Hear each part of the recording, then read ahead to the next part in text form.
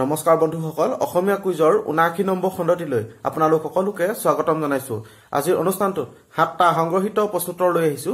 প্ৰত্যেক প্ৰশ্ন আগৰদৰে ৫ ছেকেণ্ডকৈ সময় দিম। যদি তাতকৈ বেছি সময় লাগে তেনেহলে ভিডিঅটো ৰখাই লৈ উত্তৰটো দিব পাৰিছে নেকি তাকে এবাৰ চেষ্টা কৰি চাবচোন। শেষত কোনে কেইটা উত্তৰ দিব পাৰিছে কমেন্ট কৰি জনাব। তেনেহলে দেৰি নকৰি আজিৰ প্ৰথম প্ৰশ্নটো আগবঢ়াইছো। বিশ্বৰ এখন জনপ্ৰিয় আলোচনী হৈছে আমেৰিকাৰ পৰা প্ৰকাশিত ফৰ্বছ আলোচনী।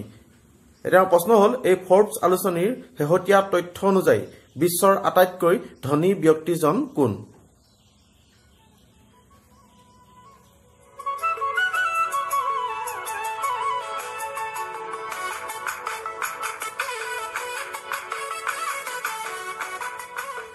সময় শেষ হৈছে। উত্তৰটো হৈছে জেফ বেজছ। তেওঁ হৈছে আমাজনৰ মালিক। তেওঁ ধনী ব্যক্তিৰ তালিকাত প্ৰথম স্থানত আছে। দ্বিতীয়ত আছে বিল গেটছ, তৃতীয়ত আছে ৱাৰেন বাফেট আৰু আমাৰ ভাৰতৰ আটাইতকৈ ধনী মানুহ হৈছে মুকেশ আম্বানী। তেওঁ ১৩ নম্বৰত আছে। এতিয়া ২ নম্বৰ প্ৰশ্নটো আগবঢ়াইছো।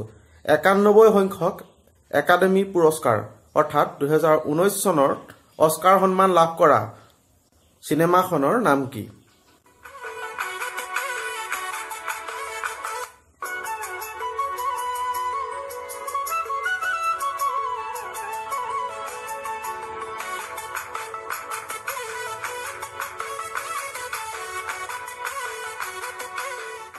সময় শেষ হৈছে। উত্তৰটো হৈছে গ্ৰীণ বুক।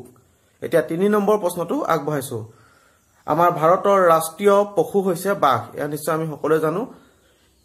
১৯৭২ চনৰ পৰা এই বাঘক ৰাষ্ট্ৰীয় পশু হিচাপে স্বীকৃতি প্ৰদান কৰি অহা হৈছে। এতিয়া আমাৰ প্ৰশ্ন হল এই বাঘৰ আগতে আমাৰ ভাৰতৰ ৰাষ্ট্ৰীয় পশু কি আছিল?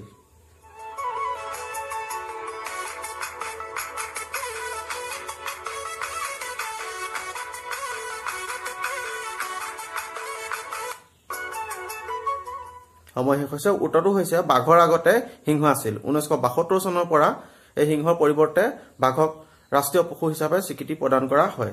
এতিয়া ৪ নম্বৰ প্ৰশ্নটো আগবঢ়াইছো।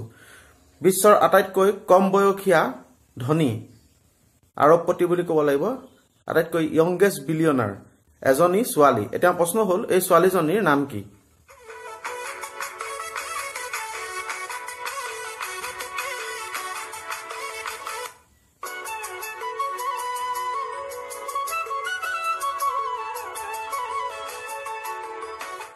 সময় শেষ হৈছে। উত্তৰটো হৈছে আমেৰিকাৰ কাইলি জেনাৰ। তেওঁ হৈছে আটাইতকৈ য়ংগেষ্ট বিলিয়নাৰ, কম বয়সীয়া আৰবপতি।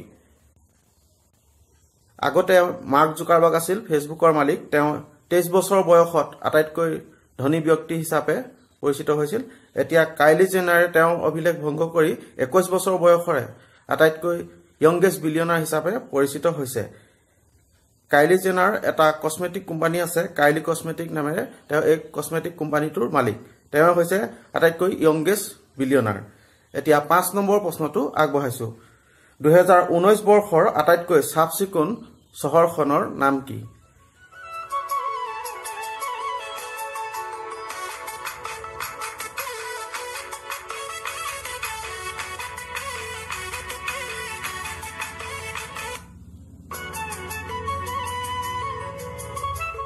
সময় শেষ হৈছে। উত্তৰটো হৈছে স্বচ্ছ ভাৰত অভিযান অনুসৰি ২০১৮-১৯ বৰ্ষৰ আটাইতকৈ চাফ চিকুণ চহৰখন হৈছে মধ্যপ্ৰদেশৰ ইন্দোৰ আৰু মধ্যপ্ৰদেশৰ ৰাজধানী ভূপাল হৈছে আটাইতকৈ চাফ চিকুণ ৰাজধানীখন।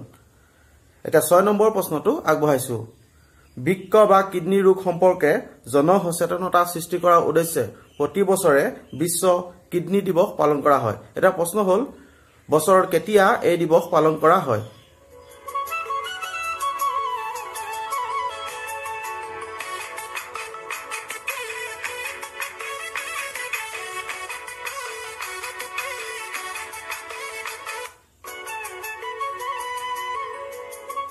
সময় শেষ হৈছে। উত্তৰটো হৈছে মাৰ্চ মাহৰ দ্বিতীয় সপ্তাহৰ বৃহস্পতিবাৰে এই কিডনী দিৱস পালন কৰা হয়। এই বছৰৰ ১৪ মাৰ্চত এই দিৱস পালন কৰা হৈছে। ২০০৬ চনৰ পৰা এই দিৱস পালন কৰি অহা হৈছে ৱৰ্ল্ড কিডনী ডে।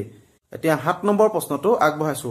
শুনাত আচৰিত যেন লাগিলেও আমাৰ ভাৰতৰ এখন ৰাজ্যত পাকিস্তান নামৰ এখন গাঁও আছে। এতিয়া প্ৰশ্ন হল ভাৰতৰ কোনখন ৰাজ্যত এই পাকিস্তান নামৰ গাঁওখন আছে?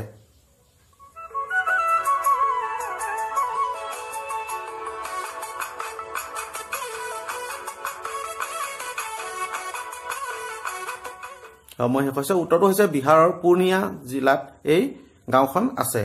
আজিৰ প্ৰশ্নোত্তৰ ইমানতে শেষ হৈছে। এইখিনিতে কুইজৰ ৭৮ নম্বৰ খণ্ডত মই এটা হাতৰ আগবঢ়াইছিলো আপোনালোকৰ বাবে। হাতৰটো উত্তৰ দি দিব বিচাৰিছো। হাতৰটো আছিল এৰি দিলেই মৰে বান্ধি থলে আকাশত উৰে। ইয়াৰ উত্তৰটো হৈছে চিলা বা গেছ বেলুন। ইয়াৰ দুইটাই উত্তৰ হ'ব। ইয়াৰ উত্তৰ কেইবাজনো বন্ধুৱে দিবলৈ সক্ষম হৈছে।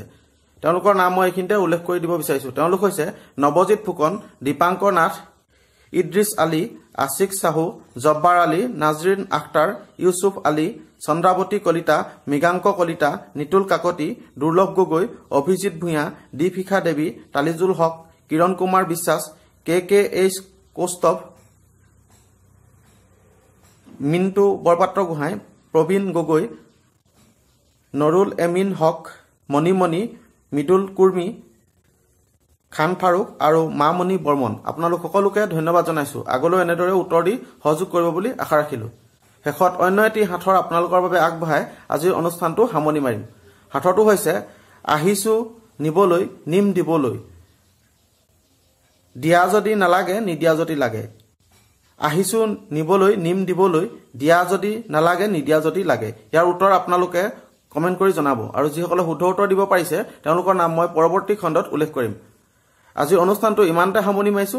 যদি ভিডিঅ'টো চাই অকমান হ'লেও ভাল পালে তেনেহ'লে লাইক কৰিব আৰু ভাল হৈছে বুলি কমেণ্ট কৰি উৎসাহ যোগাব। আৰু যিসকল বন্ধু নতুনকৈ এই চেনেলটোলৈ আহিছে তেওঁলোকে পাৰিলে চেনেলটো ছাবস্ক্ৰাইব কৰিব। পৰৱৰ্তী খণ্ডত পুনৰ লগ পোৱাৰ আশাৰে আজি অনুষ্ঠানৰ পৰা বিদায় মাগিছো। ধন্যবাদ জনাইছো সকলোকে।